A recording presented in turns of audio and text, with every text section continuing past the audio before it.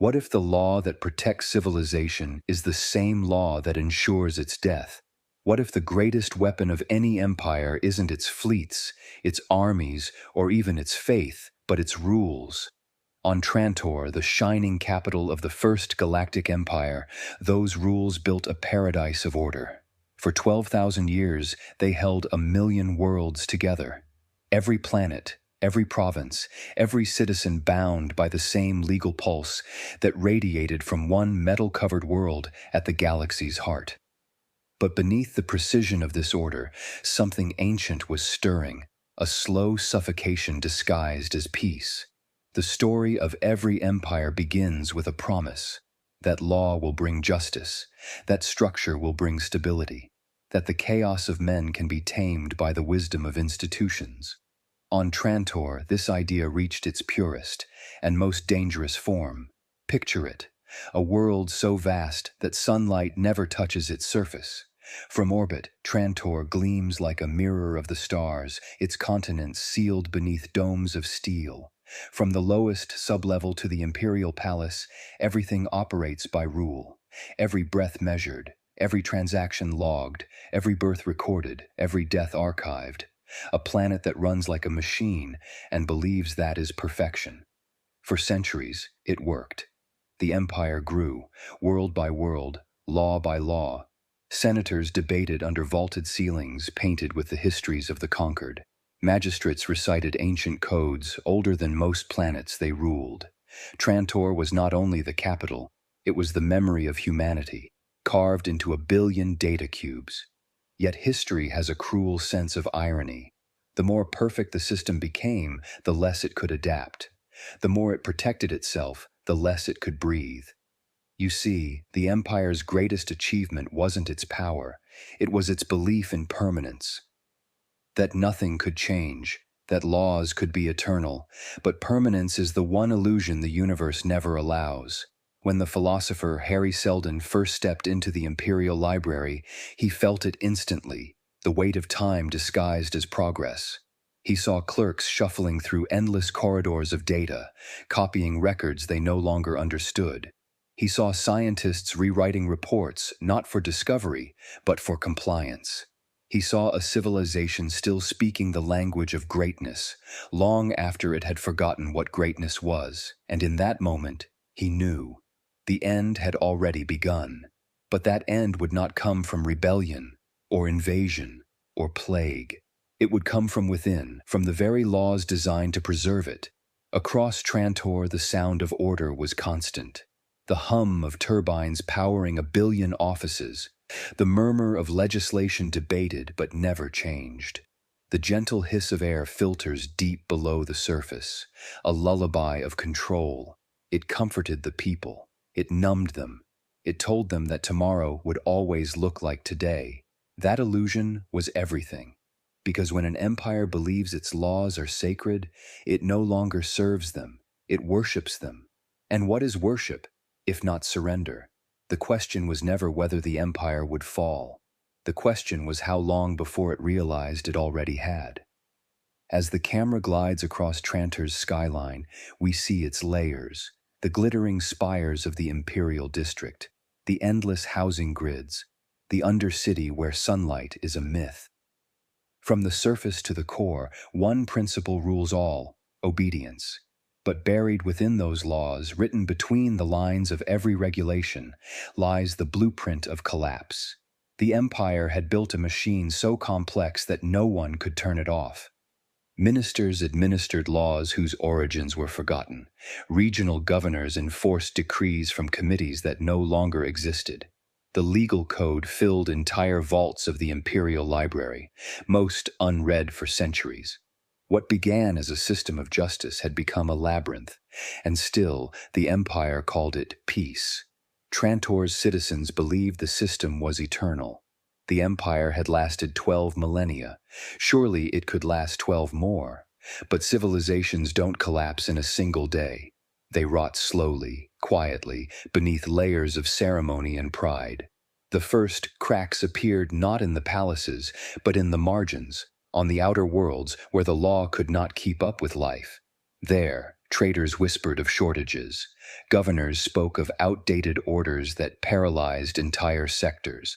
Planets waited years for the central bureaucracy to notice their pleas. Yet on Trantor, the machinery of government kept humming, blind and deaf, because the law was functioning perfectly. Perfection, that was the curse. Inside the imperial palace, beneath a dome of crystal and alloy, the emperor presided over a court more concerned with procedure than power. Advisors debated precedents, not policy. To challenge tradition was heresy. To question the law was treason. And so, the empire drifted, magnificent, serene, and doomed. Hari Seldon would later call it the mathematics of inevitability. His equations showed that the decay of empires follows patterns as predictable as orbits. Civilizations rise through energy, vision, and adaptability. They decline when control replaces curiosity, when law replaces purpose. Seldon's insight was blasphemy in Trantor's halls. How could mathematics measure destiny? Yet, in secret, he kept calculating, tracing the future of a billion lives, and saw what no one dared to admit. The collapse could not be stopped, but perhaps it could be managed. Even as Trantor celebrated its own eternity, Seldon prepared for its funeral. He founded a plan, a map for the fall, a way to compress 30,000 years of darkness into just 1,000. But before that plan could be born, the empire had to die. And so this is not just the story of Trantor's glory. It's the story of its quiet suicide. Because every empire, no matter how vast, carries within it a law more powerful than any decree, the law of entropy. The universe demands change, and no civilization, no matter how luminous, can outlaw decay. As the lights of Trantor shimmer across the metal horizon, the narrator's voice lowers. The empire believed it had mastered eternity, but eternity does not bow to law.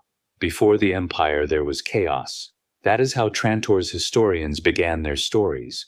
Half truth, half myth. They spoke of a time when humanity drifted among the stars like scattered embers, when planetary kings ruled through passion and conquest, when no law bound the 1,000 wars that flared across the spiral arms. The first rulers of the Galactic Core promised an end to that chaos. They didn't claim to be gods. They claimed something more terrifying, administrators. Their dream was order, not glory. They built the first councils, codified the first interstellar charters, and enforced them not by sword, but by signature. It worked. For the first time in human history, trillions of beings obeyed the same laws, worshipped the same idea. That civilization could be measured, standardized, perfected. It was the greatest triumph of logic ever attempted. But in that triumph lay a shadow, because when the law became the ultimate source of legitimacy, vision began to fade. The early emperors were engineers in spirit, crafting codes and systems instead of conquests. They believed they had discovered the secret to eternal stability, rules that could outlive men. They didn't see that the power of those rules came not from their perfection, but from the people who believed in them. And belief, unlike law, cannot be written. At first it was beautiful. Fleets that once fought over resources became instruments of unity. Worlds that once burned under rival banners now traded in peace. A single pulse of order spread outward from Trantor like the heartbeat of a god. But with peace came paperwork. With unity came uniformity. And with law came lawyers. Generations passed. The first charters expanded into volumes, then libraries. Each law required another to clarify it. Each clause demanded 10 more. Soon the machinery of governance became so dense that even those who operated it could no longer see its shape. The visionaries had built a cathedral of law, and within its halls, no one remembered why it had been built at all. What began as freedom from chaos became slavery to order. The law that had once united a galaxy now demanded obedience for its own sake. And no one noticed, because the system worked, at least on the surface. Empires rarely die from sudden catastrophe. They are murdered quietly by their own perfection. The decline begins invisibly, a form unfiled, a reform postponed, a decision deferred to another committee. Progress slows, then halts, then reverses. And when someone finally asks why, the answer is buried in a policy written 5 centuries earlier, by a man whose name has long turned to dust. In those days, the emperor's throne still gleamed like the sun, yet each decree he issued traveled slower, lost in the labyrinth beneath him. By the time it reached the provinces, the world had already changed. The law never caught up, and so the people obeyed the only thing left that seemed eternal, the bureaucracy itself. The law had triumphed. Vision was gone, but history has no mercy for civilizations that confuse order with purpose. Every great empire is born twice, once in conquest and once in paperwork. The Galactic Empire had finished its second birth. The countdown to its death had begun. Walk through the corridors of the Imperial administration on Trantor, and you could hear the sound of eternity, pneumatic tubes hissing, data slates sliding, the soft murmur of clerks repeating protocol. Each department was a world unto itself. Ministries that had not spoken in centuries still exchanged requisition forms. Offices processed petitions for regions that no longer existed, and still the lights never dimmed. It was not cruelty that sustained the system. It was faith. The faith that if everyone simply followed procedure, the galaxy would never fall apart. To a visitor, Trantor might have seemed alive, its towers glittering, its traffic flowing, its citizens endlessly at work. But it was the life of a coral reef, not a living creature. Growth had stopped, only repetition remained. In one ministry, 3,000 analysts managed the census of every known world. The data they worked with was 5 decades out of date. Updating it would require authorization from a department that no longer existed. Yet every morning, they reported for duty, entered numbers, corrected errors, and felt the satisfaction of obedience. They did not see decay, they saw duty fulfilled. When a civilization becomes this efficient at self-preservation, reform becomes treason. Every attempt to improve the system is seen as a threat to stability. And stability, once worshipped, becomes the only value left. Trantor's courts, once built to resolve disputes, had turned into theaters of ritual. Arguments were recited, verdicts predetermined by precedents so ancient that even judges had stopped reading them. The process mattered more than the truth. Justice had become performance. Hari Seldon would one day describe this as the empire's thermodynamic death. All motion, no direction. All noise, no change. You could feel it in the air, the endless hum of machines, the flicker of artificial light that never dimmed nor brightened, the faint, metallic tang of recycled air that had passed through 1,000 lungs. It was civilization embalmed, perfectly preserved, perfectly dead. And yet the illusion of vitality persisted. The empire continued to expand. On paper, new territories were added to old maps, even when their populations had fled or rebelled. Trade routes were celebrated in decrees, though the ships that once sailed them now rusted in orbit. The bureaucracy could not fail, because failure was not recognized in its vocabulary. Every report confirmed success. Every audit showed improvement. Reality had been administratively outlawed. A philosopher from the Outer Rim once said, "When truth becomes too heavy to bear, the empire replaces it with documentation." That was Trantor's curse. And it's not so alien to us, is it? Our own world builds its systems of data, compliance, and oversight, believing that control equals safety. We quantify progress in spreadsheets, automate decision-making, and convince ourselves that the system will save us. But a machine can't tell when its purpose is gone. Neither could the empire. Each century, more officials were appointed to preserve laws no one remembered. Each year, more resources were consumed maintaining what no one used. The bureaucracy grew like ivy, wrapping around every artery of the state, until even the emperor, enshrined beneath the golden dome of his palace, found himself bound by it. By then, the law had become more powerful than the men who made it. And so the question changed. Not what should the empire do, but what is permitted under the law. And when an empire begins to ask permission of its own reflection, the end is not far. In the early days, before the bureaucracy turned to ritual, there was a man named Joras Ven. He was a scholar of planetary law, one of the first architects of Trantor's unified code. To him, law was not control, it was harmony. He dreamed of a system that could connect every world through justice rather than fear. He believed the empire's laws should reflect compassion, not conquest. When Joras presented his draft to the Senate, it was praised as genius, the first legal web to stretch across the stars. For a generation, it worked.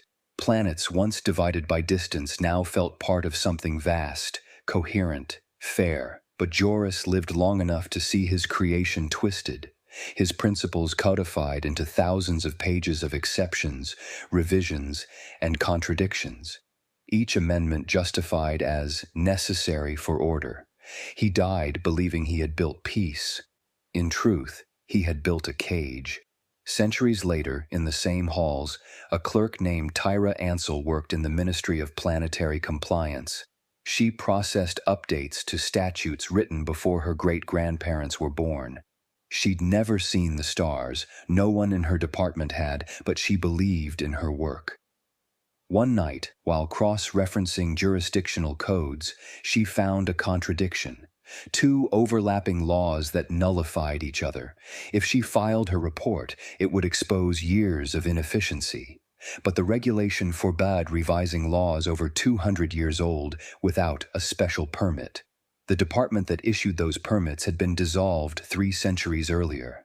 Tyra stared at the terminal for hours, realizing that there was no way forward, no correction possible. The system was flawless on paper and unfixable in practice. The next morning, she filed her usual report. All operations remained stable. And the empire endured another day. Elsewhere, an old senator named Vennick prayed to the same gods of procedure. He had once been a reformer, daring enough to suggest streamlining the imperial tax code. The proposal was buried under a 1,000-page inquiry. It resurfaced 20 years later, rewritten, stripped of meaning, stamped with approval, and nothing changed. He retired quietly, muttering that no empire ever collapses. It simply stops noticing it's already gone. These were the ghosts of Trantor's golden age, the idealists who thought they could write justice into permanence, the clerks who believed maintenance was salvation, the senators who mistook inertia for wisdom. Their tragedy wasn't malice. It was faith, in the law, in the process, in the idea that perfection could be maintained forever. And that is how the law that once unified a galaxy began its transformation into the law that would destroy it. Beneath Trantor's endless metal sky, a billion lights still burned. Offices glowed, courts debated, fleets moved. Yet somewhere deep in the library of the Empire, Hari Seldon's equations began to whisper a new truth, one that no law could silence. The Empire's fall was no longer a matter of if, it was only a matter of when. It began with a dream of efficiency. To govern 1,000,000 worlds, the Empire needed not armies, but structure. So Trantor built one, a hierarchy so intricate that it seemed to think for itself. The imperial administration was not merely an institution, it was a creature. Its arteries were data lines, its veins communication channels, its neurons clerks and ministers spread across 1,000 sectors.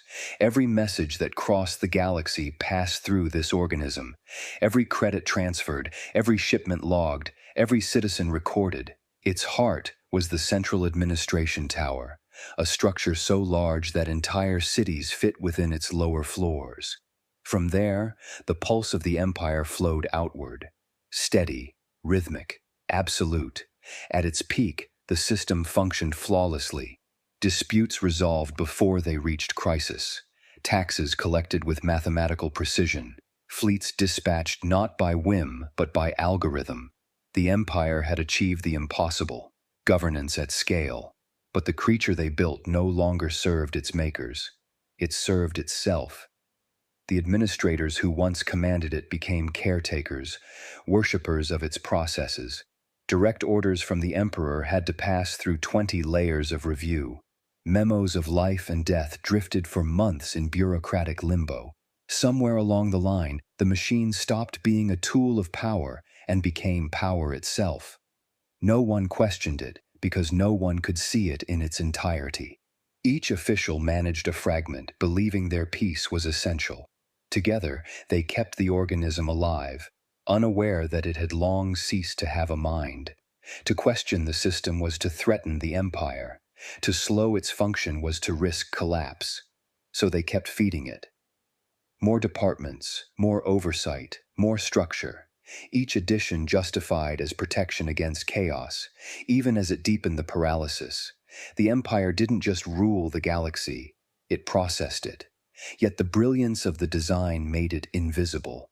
The machinery of power worked so smoothly that citizens mistook it for nature. They believed laws were self-enforcing, that taxes simply appeared, that order was the natural state of civilization. In truth, it was maintained by billions of hands, hands that never touched sunlight, hands that never knew the meaning of the data they processed. The machine was vast, the machine was perfect, the machine was blind, and like every organism that grows beyond purpose, it began to feed on itself. Departments competed for relevance, inventing problems only they could solve. Governors demanded new regulations to justify their positions. Reports contradicted each other but were still approved because contradiction itself had become part of the system's logic. Trantor's skyline glittered, but beneath it the hum of the administration deepened, a subsonic vibration that seemed eternal. Every empire believes it can outthink entropy. But how do you fight decay when it hides inside the gears that make you move? The answer, as always, came too late. To rule without cruelty. That was the dream. The early emperors believed that law could replace the lash, that order could replace fear. But in time, the law became its own kind of lash. The empire did not torture its people, it monitored them. Every transaction logged, every birth recorded, every migration approved or denied. It was control disguised as civilization. Citizens were told it was for their safety, their prosperity, their place in the grand order, and most believed it. Control, after all, is most effective when it feels like protection. But when does protection become domination? When does governance become surveillance? Trantor's ministries developed technologies that reached into every aspect of life. Communication grids mapped not only what citizens said, but to whom they said it. Predictive systems analyzed population behavior, forecasting dissent before it began. Travel permits, ration records, academic licenses, all part of a network that defined identity through compliance. It wasn't tyranny in the old sense. It was participation. Citizens no longer feared the empire's wrath. They feared being excluded from its systems. To exist meant to be registered. To be forgotten meant to vanish. The empire had achieved total power without a single act of overt violence. That was its genius. That was its curse.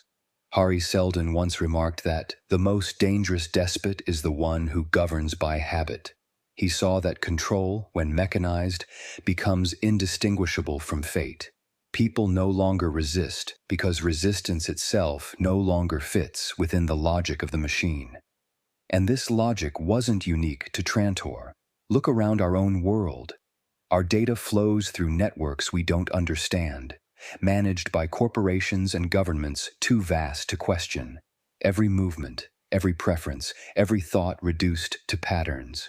We trade privacy for convenience, choice for comfort. We tell ourselves it's progress, but progress, like law, has a tendency to forget its purpose. The Galactic Empire perfected this. The same algorithms that managed planetary economies began predicting potential instability. The same bureaucrats who once delivered justice began preempting crime. Entire colonies were quarantined, not because they rebelled, but because the models said they might. And so, control became prophecy. It's easy to imagine that kind of power belongs only to villains. But the truth is, it always begins with idealists. Those who want to protect civilization from chaos are the first to build its prison walls. When an empire convinces itself that it acts for the greater good, it no longer questions its own methods. And once that happens, the good becomes irrelevant.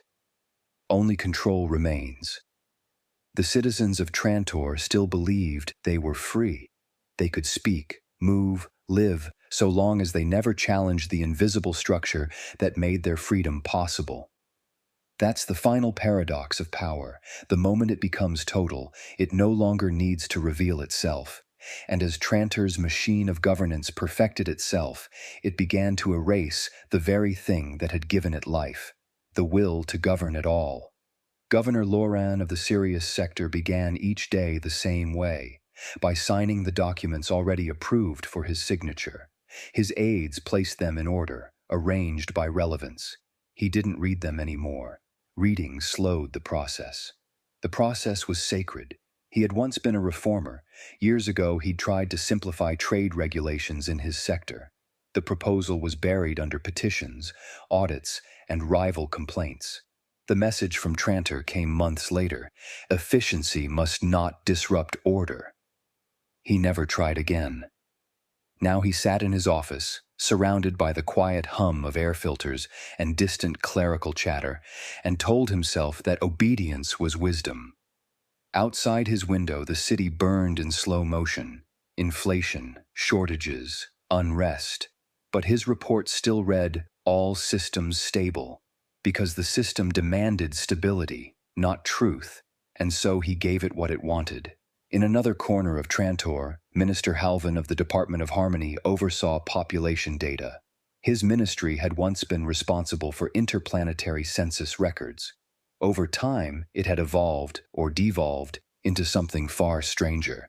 His algorithms predicted behavioral anomalies, potential discontent, ideological drift, social inefficiency.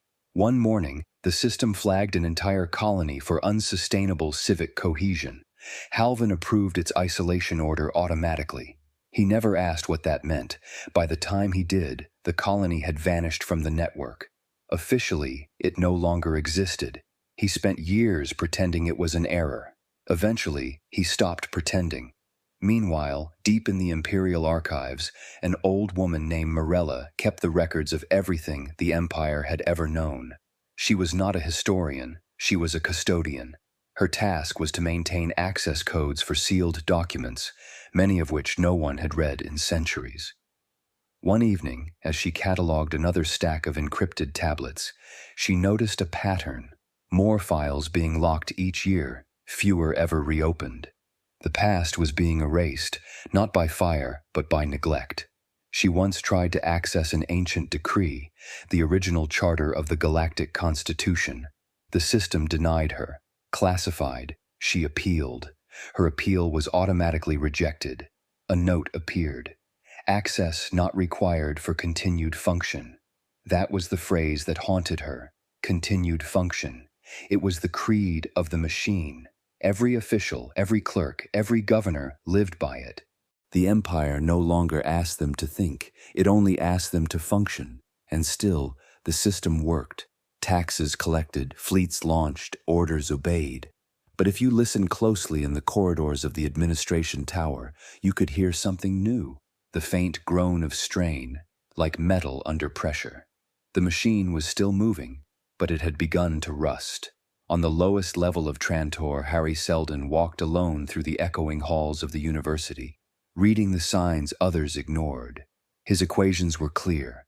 The Empire's collapse was not the failure of power. It was its perfection. He looked up at the endless metal ceiling and whispered to himself, "The organism cannot live forever. It can only grow until it consumes itself." In the distance, the lights of Trantor flickered for a moment, just a moment, and then steadied again.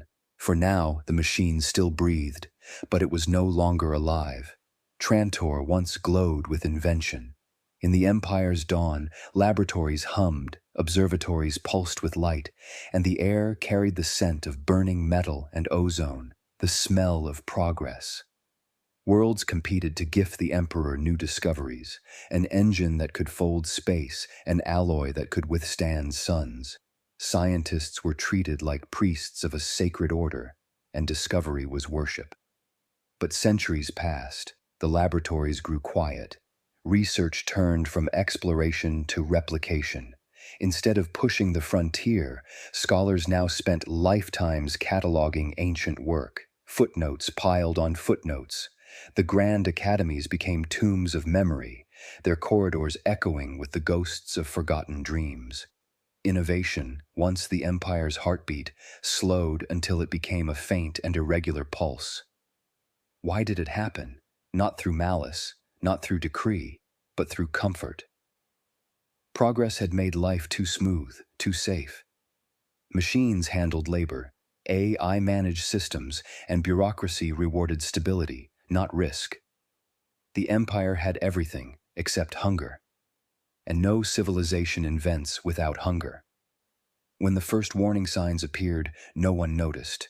A new engine model was slightly less efficient than the last. Acceptable, said the engineers. A planet-wide irrigation system broke, and the manuals to repair it had long since been lost. A minor inconvenience, said the governors. Bit by bit, the machine of civilization began to forget how it was built. Some whispered of decline, but such talk was heresy. The Empire, eternal by decree, could not decay. Official reports spoke only of temporary inefficiencies. Research councils celebrated incremental refinements. A dying civilization congratulating itself on its symptoms. There's a moment in every great civilization when the light bends inward. When curiosity turns into ritual and innovation becomes imitation. For the Galactic Empire, that moment had already passed, unnoticed. Even the stars seemed to dim. Observatories on distant moons, once filled with eager eyes, now ran on automatic systems. No one gazed upward anymore. No one asked what lay beyond the mapped worlds. The Empire had conquered the galaxy, but in doing so, it had killed the reason to explore it. A new priesthood emerged, not of science, but of preservation. Their creed was caution. Their motto, better to maintain than to disrupt. Every breakthrough now required 1,000 approvals. Every experiment a full inquiry. Discovery was treated like rebellion. Progress became a threat. The Empire's scientists once stood at the edge of understanding. Now they stood behind glass, staring at the past. But history never stops moving, even when we pretend it does. Somewhere deep in the archives, algorithms began to misfire. Calculations for Starlane maintenance returned anomalies. No one could interpret them. The knowledge had been lost centuries ago. Trantor's data vaults filled with reports no one could understand. And in that silence, something irreversible began. A civilization that forgets how to learn, forgets how to live. The Imperial University of Trantor stretched for kilometers, a city within the city. Its spires were plated with gold, its libraries endless.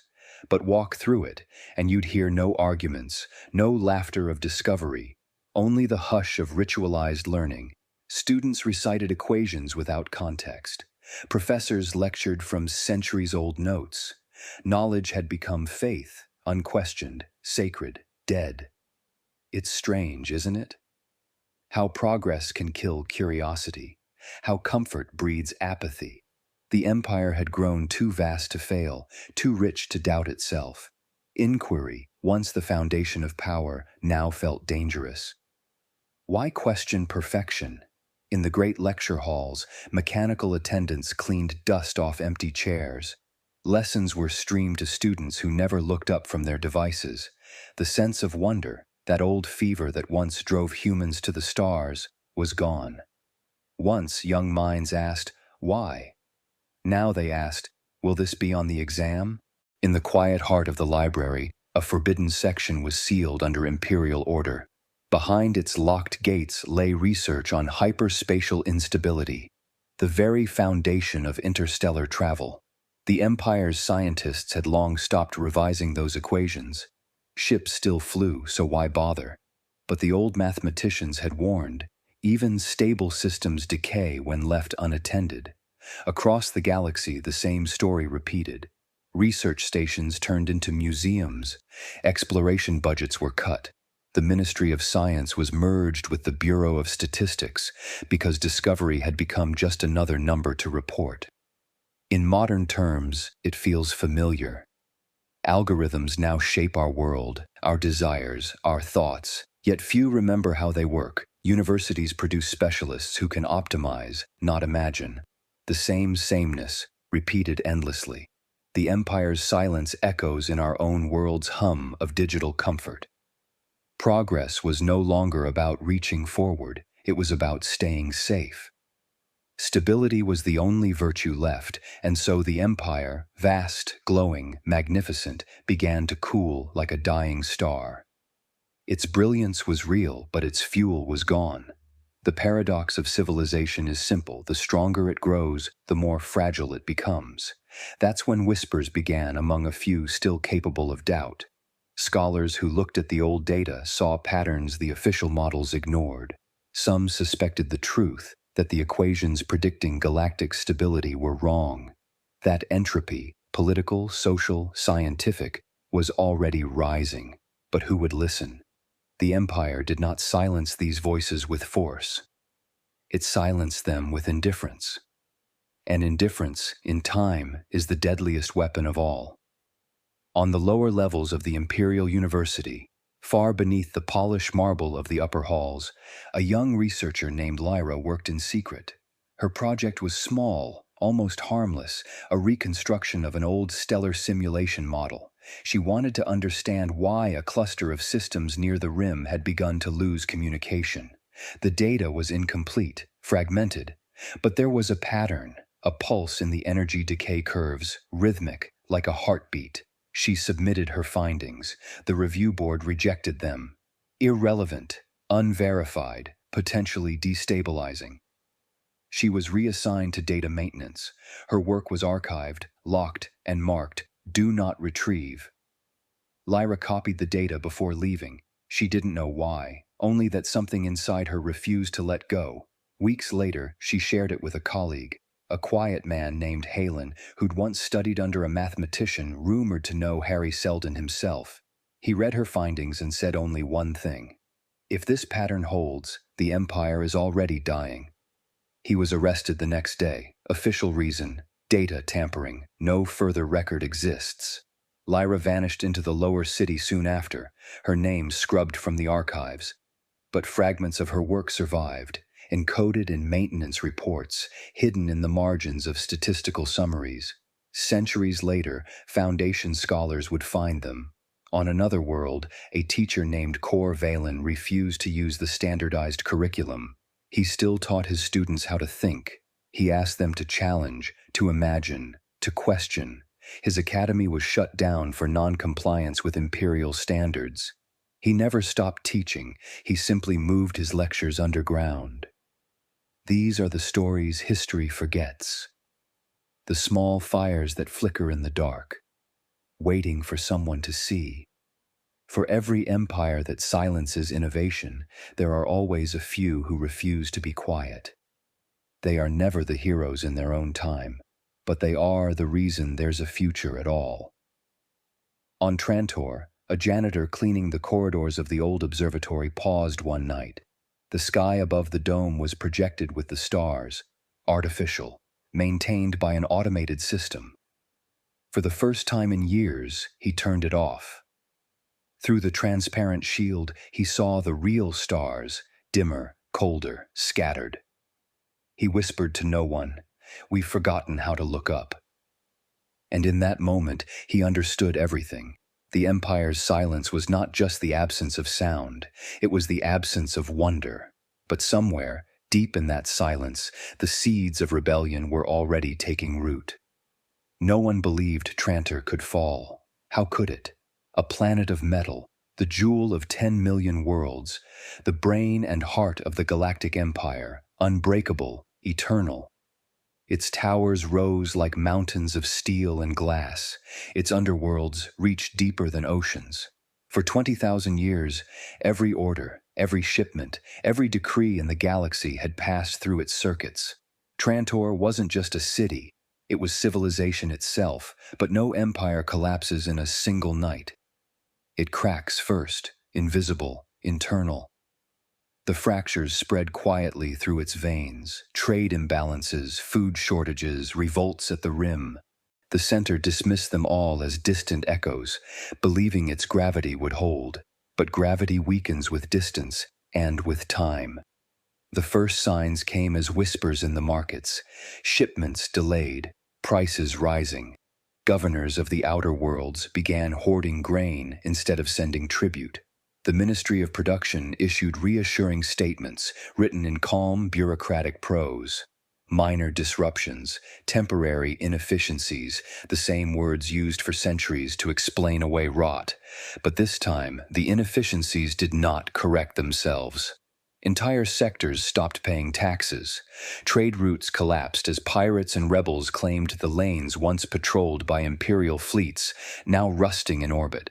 Bureaucrats on Trantor kept stamping papers, approving shipments that no longer existed.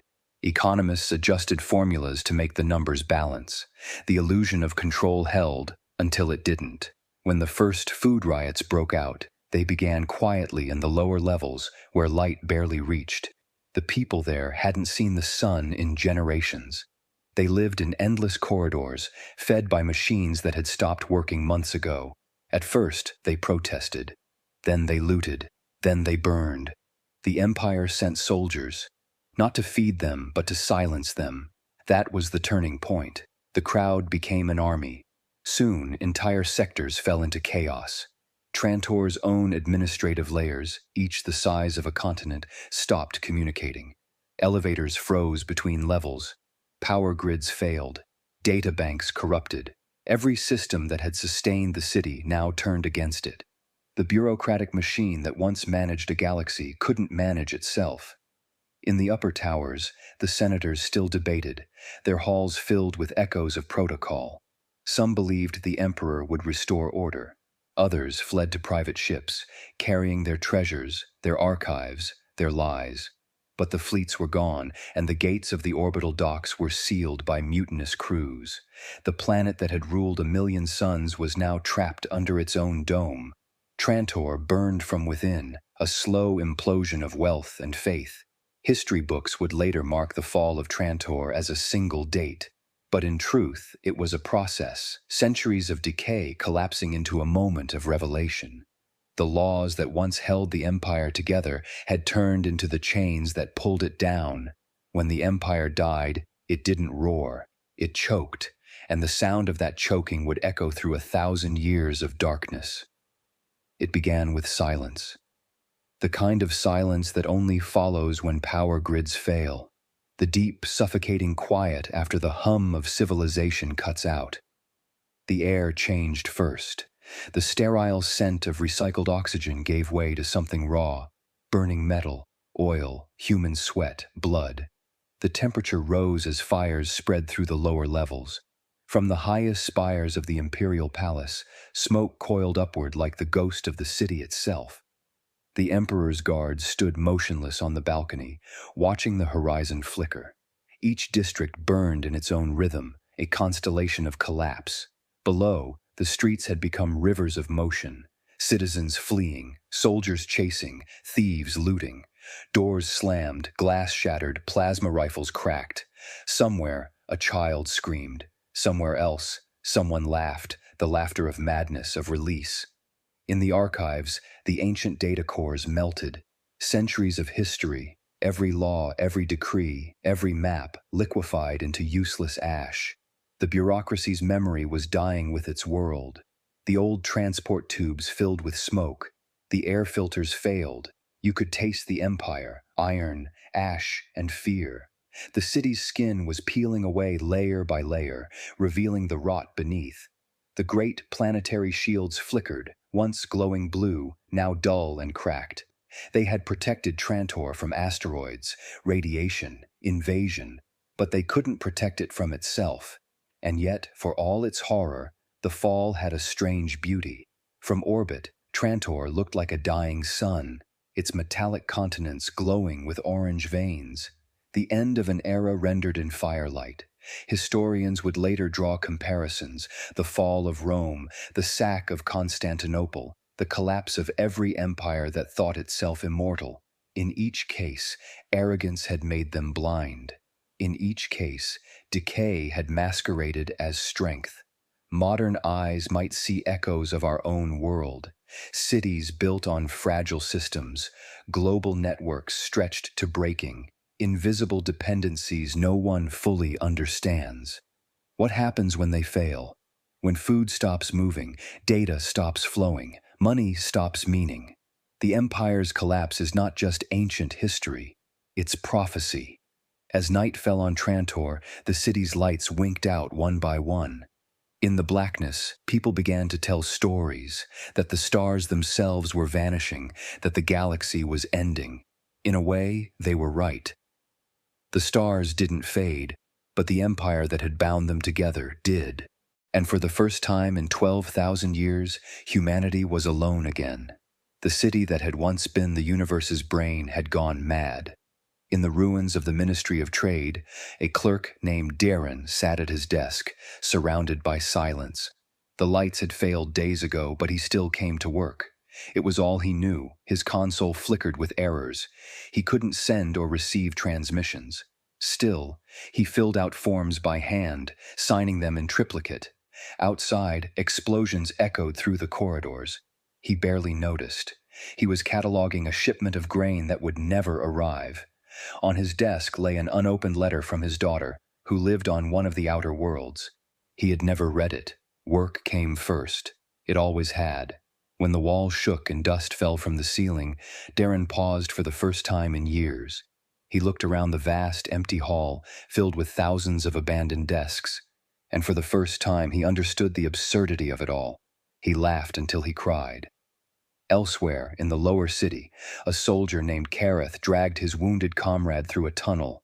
His armor was scorched, his weapon out of charge. The command network had gone silent days ago. He no longer knew who he was fighting for, or why.